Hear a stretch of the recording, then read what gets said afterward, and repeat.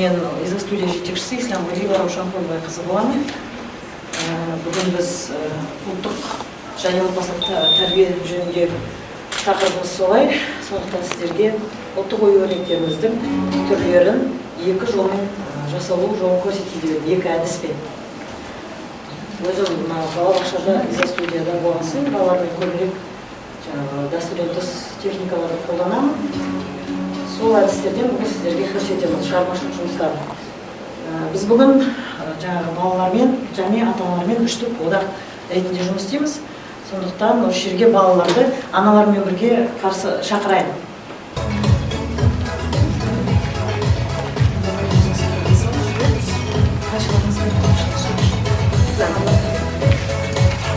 Сәлеметсіздер ме?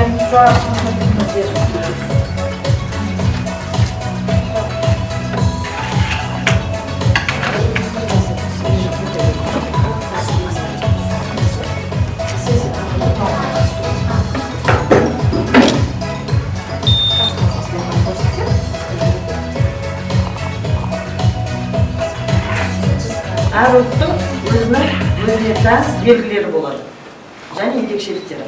Қазақ халқының ерекшелігінің бірі әрине ұлттық ою-өрнек. Ұлттық ою-өрнектер түрі өте көп.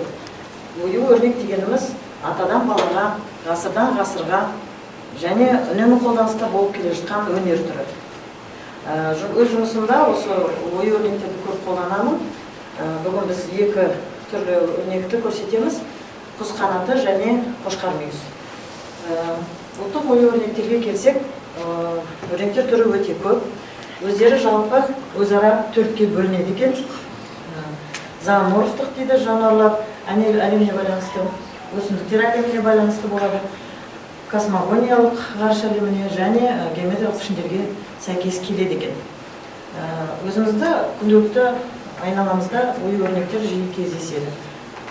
Олар зергерлік бұйымдарда, ыдыстарда, төсектерде, киім-кешекте кездесе береді. Соны бала тәрбиесінде біз көп қолданамыз, және біздің аналар балалармен бірге өрнектерді қиып, жапсырып, бүгін сондай шығармашылық жұмыс жасаймыз деп шештік. Өрнектерге тоқталсақ, олар өте көп деп айттым. Құс қанаты, қошқар мүйіз, ирек су және түйе табан, тұмаша дегендей гүл, жұлдыз айта берсе өте көп. Әр өрнектің өзінің терең мағынасы бар екен. Бүгін сіздер аналар, бұл жерде біздің ата-аналар кестелеу әдісін көрсетеді. Кестелеу әдісінде мындай фетр, основасы фетр болады да, бетінде фоамираннан жасалған құс қанаты өрнегі. Құс қанатын аналар қиып алады. Енді алдын ала жасалған жұмыс бойынша бізбен тесіп қойған едік.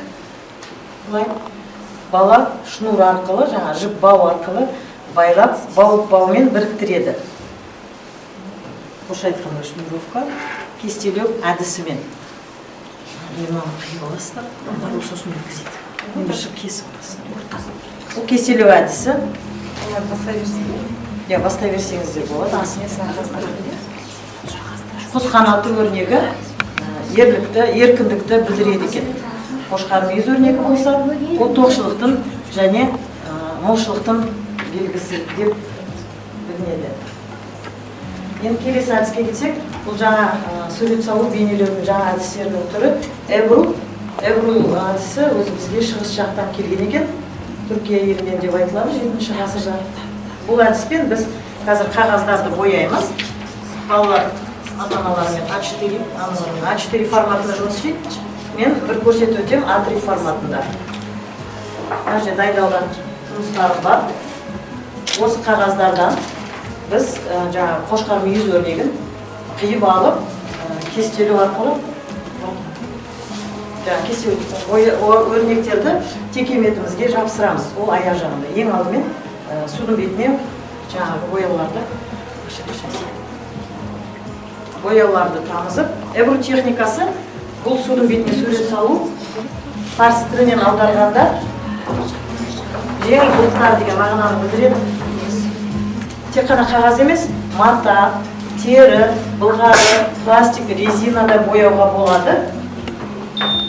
Және бұл әдістің ерекшелігі неде? Екі бірдей сурет шығу мүмкін емес. Олай болса мен бастап көрсете берейін. Кішкене шайқаймыз. Сіздер аналар мына судың бетіне тақшылар қалдырамыз. Бұл судың ерекшелігі, вы лучше посмотрите. Аударып алуға келеді, тура келеді. Бұндай әдіспен тек қана қағаз емес, аксессуарлар, шарф, сумка, кепка сияқты заттарды бояуға да болады. Міне осылай тамшы арқылы балаларға өте ұнайды, қызығушылықтарына арттырады, балаларға өте қызықты. Негізі осы сабақтан балалар клубқа барғысы келмей қалады. Шын айтса. Және осындай шпажкалар қажет. Бұлай жұмыс істейсіздер. Сізде формат просто будет поменьше. Шетінен ортаға. Шетінен ортаға. Жаңа кез келген фигура жасауға болады, абстракция ретінде ғой. Негізі балалар гүл жасау жақсы көреді, көбінесе гүл шығады.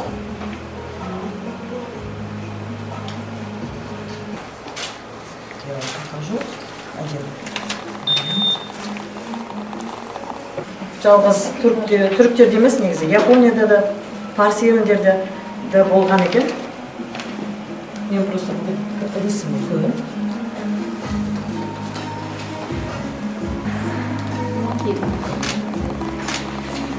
Осындай форматта жұмыс істейміз.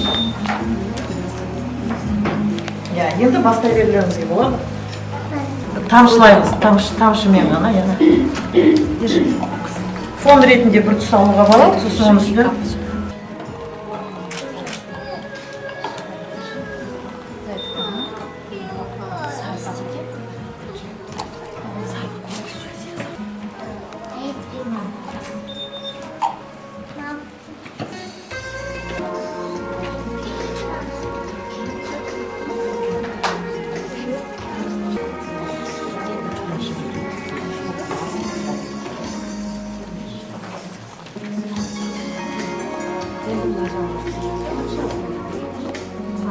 Осында заттар жасауға болады. Мен мысалы шынымен жерге дайындадым. Біздің жұмыста қуыршаққа киім жасасаңыз да болады. Кез келген қағаздан ойыншықтар да жасауға болады. Коллаж ретінде қолдануға болады. Әртүрлі. Ол адамның тек қана қиялына, фантазиясына байланысты. Жалғыз өзін ешқандай не қоспай-ақ рамкаға сап қойсаңыздар да мраморирование деп аталады негізі еще. Басқа түрлері. Мраморланған қағаз. София, енді ана таяқшамен жаңа апай сияқты гүл жасау. Вот тут есть. Ретінде көреді, сиқыр ретінде көреді. Получилось? Рядышком. Сюда. Заберешь, конечно, заберешь. Кепсін, не, алып кетесің.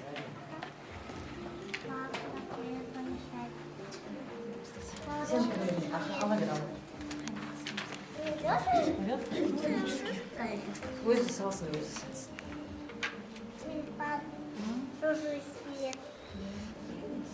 Сана, Амина, сана. Бір, екі. Болды. Насип. Ладно, бірақ жақ шетінен.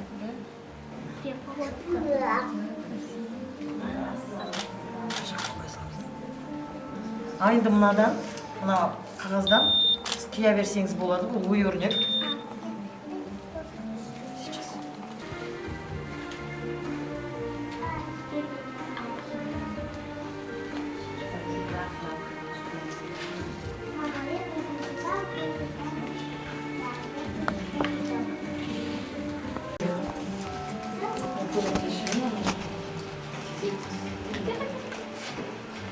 А я все уже помню.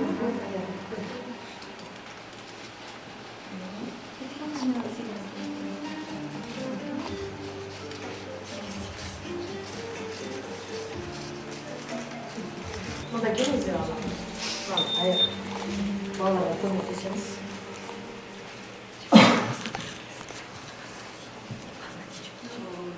Балаларға көмектесші, Амина бұна. Құқтығына жабысар, София көмек. Мына жаққа. Палкой.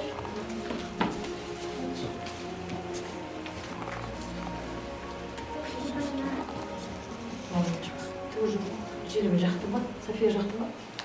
Сейчас мама тоже чешет. Пусть мама.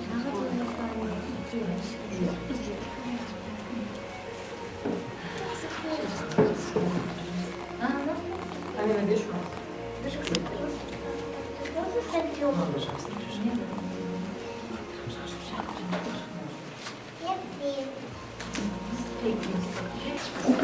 Міне біздің ата-аналар жұмыстарын аяқтады, балалармен бірге жұмыс істедік. Аяру, сен қазір өзіне жасадың? Қошқаратын жіптермен Өткізді, өте жақсы. Сахия, сен бұл қандай ойын өрнек жасады? Қошқар мүйіз, өте жақсы, рахмет. Ал енді ата-аналар ойларыңызды білдіріп қойсаңыздар, жұмыстың жайлы пікірлеріңізді айтасыздар. Рахмет сізге, біріншіден біздің балаларымызға осындай ұлттық нақыштағы оюлар жасау өте оңайды, үйге айтып келеді. Раушан апаймен жасадық, үйрендік дегенді. Жаңа да маған сеткізге өзі жасап отыр. Сізге көптен көп рахмет. Нұрсәуле балабақшасының ұжымына рахмет. Жақсы. Рахмет, бізде Софияда тоже сезонға барған ұнайды. Бүгінгі ұлттық бағыштағы өнерлерін дамып жатқаныңызға рахмет. Сізге рахмет келгендеріңізге, енді алда да тағы да көп шығармашылық жұмыстар аналармен бірге болады деп ойлаймын. Уақыттарыңызды бөліп келгендеріңізге көптен көп рахмет. Балаларымыз аман болсын. Балалармен шығармашылық жұмыстар біз көбінесе кәдімгі дәстүрлі сурет салғаннан гөрі дәстүрден тыс сурет салуды көп қолданамын және қолөнер бұйымдарын жасатамын. Себебі баланың қолы неғұрлым шебер болса, миы соғұрлым жақсы дамиды дегендей балалармен осындай жұмыстар көп жасаймыз. Бұл жұмысымыз біздің стринг-арт деп аталады. Ағылшын тілінен аударғанда жіп техникасы бұл. Жіппен сурет салу деген мағынаны білдіреді. Стринг-арт техникасы бізге ағылшын елінен келген. Ол кезде 17-ші ғасырда ағылшын тігіншілері осы әдіспен өз үйлерін сәндеген екен. Мен сіздерге менде образцтар бар. Өз үйлерін жаңағы ағылшын тігіншілері осылай сәндеген екен. Және 19-ші ғасырда ағылшын мұғалімі, математика пәнінің мұғалімі Мэри Бол деген кісі осы әдіспен балаларына геометрия мен математиканы түсіндірген екен. Шкафтарына шеге қағып, осылай геометриялық пішіндерді көрсетіп, балалардың қызығушылықтарын оятқан екен. Одан бері енді қазіргі заманда заманауи суретшілер қолданады бұны. Кәдімгі өнер туындылары бар. Мен де балабақшада осыны қолданамын көп. Балалардың қолына өте жақсы, пайдалы, қол ұсақ моторикасына және әдемілікке, әсемдікке баулу екен. Әрине мен қарапайым суреттер аламын. Ең алдымен сурет бойынша шегелер қағылады. Балаларға қарапайым суреттер бір түсті жетеді деп ойлаймын. Жіптер мулине немесе тоқыма, кәдімгі тоқыма жіп. Әрине ашық, қанық, әдемі түстерді аламын. Сол осы техникада жұмыс жасаймыз. Бүгін аналарымен келген балаларым бар. Балалар ортаға кірсе, сіздермен күніңізде болыңыз. Екінші жұмысым таңбалау әдісі, сазбалшықпен жұмыс істейміз.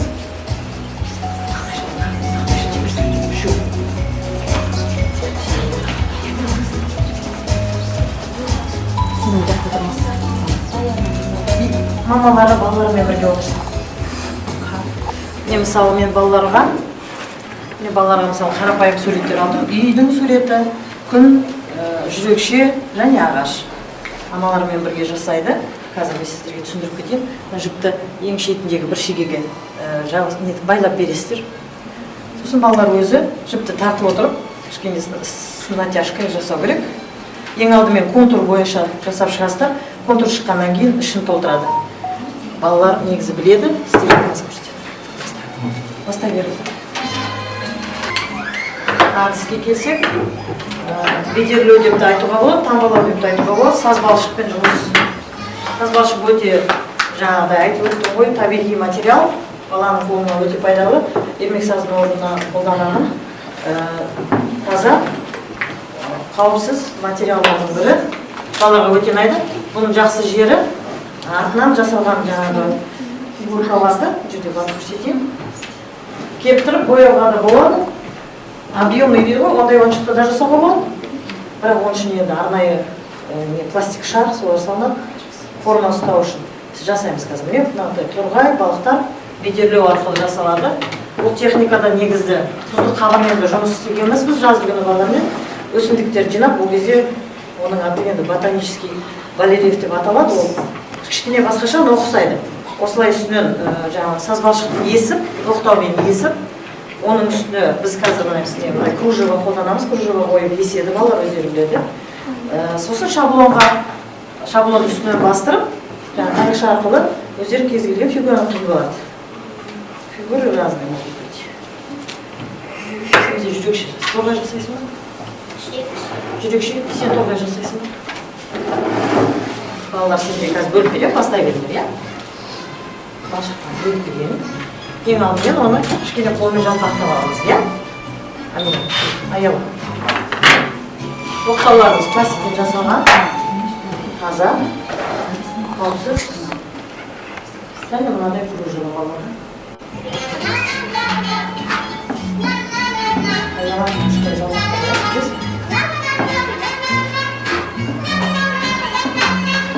Асықпағын. Кішкене жұқалап алып, жұқаламасаңдар, я үстінен оқтау жүрмейді. Әрине, шаблонсыз жасай беремін, балаларға шаблон керек. Іріну үшін бұл кепкеннен кейін әрине кесілмейді. Арнайы.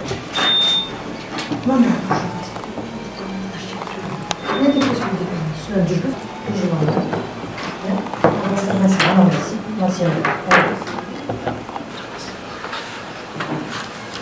Прокатывай, сильнее прокатывай. О, красиво, уже красиво.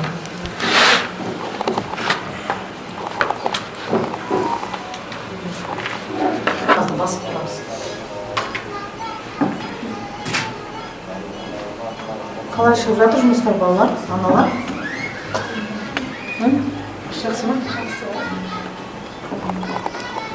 Енді іші толды деген кезде қашымен кесіп, аяқ жағын басқа немен, басқа жіпке кез келген шегеге байласаңыздар.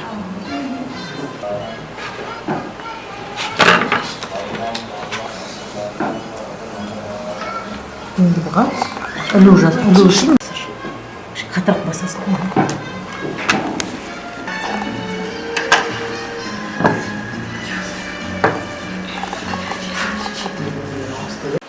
Сазбалшық қолға қатты жабыспайды, балалардың үстін қатты бұлғамайды, өте жақсы материал. Ал енді ата-аналар не деп айтасыздар ма? Жұмыстарыңыз ұнады ма? Иә, бүгін жасаған жұмысымыз баламызбен мен ағашты жасадым. Өте жақсы еді.